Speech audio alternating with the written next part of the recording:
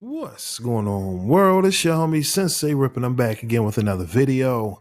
Moments ago, Camron goes off on Lance and Rivera. That's right, y'all. For those who may not know, moments ago, Camron took to IG to respond to Lance Rivera's comments in his recent Art of Dialogue interview. All right, for those who missed what Lance had to say, let's check out this clip from his interview with Art of Dialogue. Then we'll get into Camron in his response to Lance Rivera's comments. All right, before we get into it, make sure to like, share, subscribe if you haven't already, and leave your thoughts down in the comment section below. Okay, also hit that notification bell so you can get the latest uploads. All right, now, yeah, let's get right into the clip that Camron is responding to over here on his Instagram page. Let's check it out.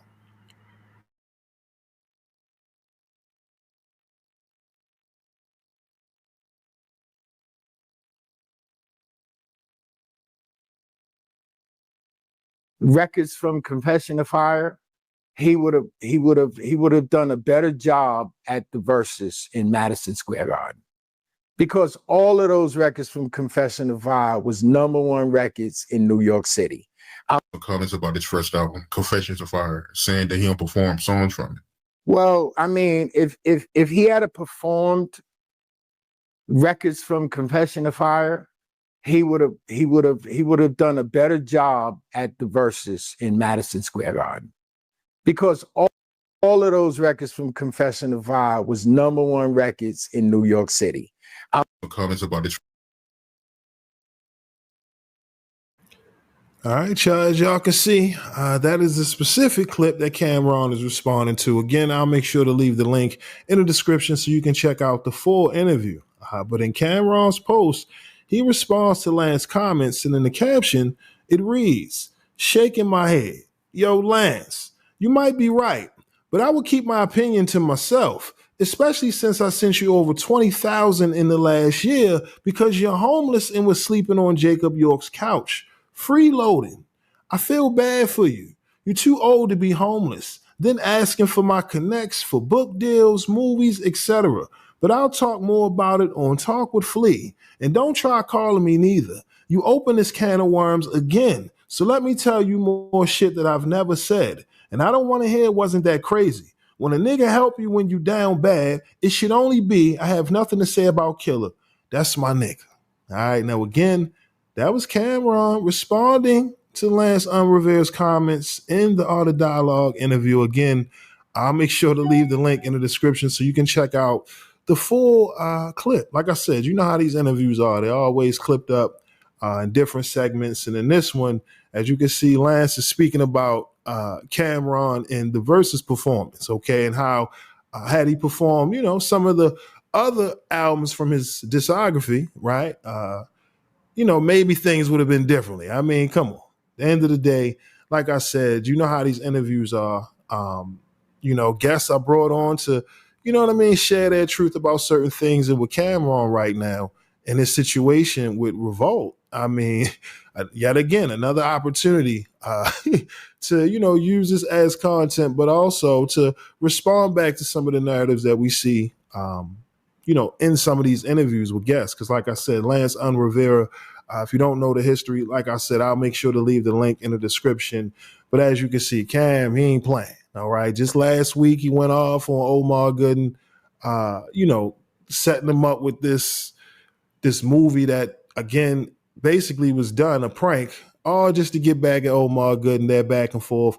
So as you can see, Cam is sitting back like, you know what, let me use these opportunities. All right, let's be strategic and respond back using the platform via Revolt, because again, that's the new situation that Cam is with right now when it comes to Talk with Flea.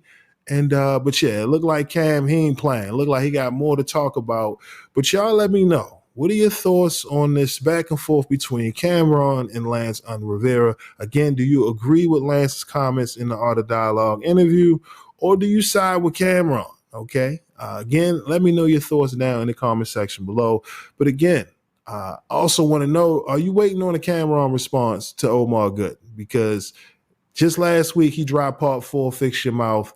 And I don't think Cam will be responding anytime soon unless they got a serious situation. But again, that's, you know, between him and Omar Good. I'm just curious because here he is. You know, he just dropped the episode yesterday or 2 days ago with Memphis Bleak on Talk with Flea, and here we go. Another episode. This time, look like he's going to be going at Lance Rivera. But again, I'm curious to know, what are your thoughts on Camron and the controversy involving him and Lance Rivera? And also, do you think that after hearing Omar Gooden's Fix Your Mouth Part 4, that Cam should eventually step in that booth and, you know, cook up an official response to Omar? Again, I'm just curious, what are your thoughts on all of this down in the comment section below? But again, that's all I got for y'all today. With that being said, my name is Sensei Rip. Till next time, peace.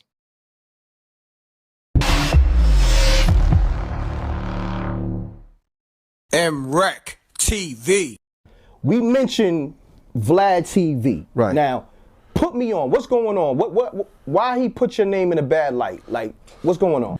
He was a part of that whole Kading, Reggie Wright, now Whack 100. He was a part of that whole team out there in Cali that was spreading false information Say word. by the death of Biggie Smalls.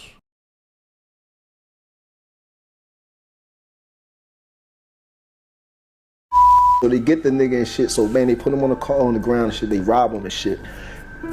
Like, the feel me, the shotty, I sawed it off myself, so I know that shit do real damage. TM had that shit to the nigga head, and I'm thinking to myself, it ain't even over no real money. I'm already about to go to jail. And I said, nah. And the nigga eased up off him. You feel me? Like, you know what I'm saying?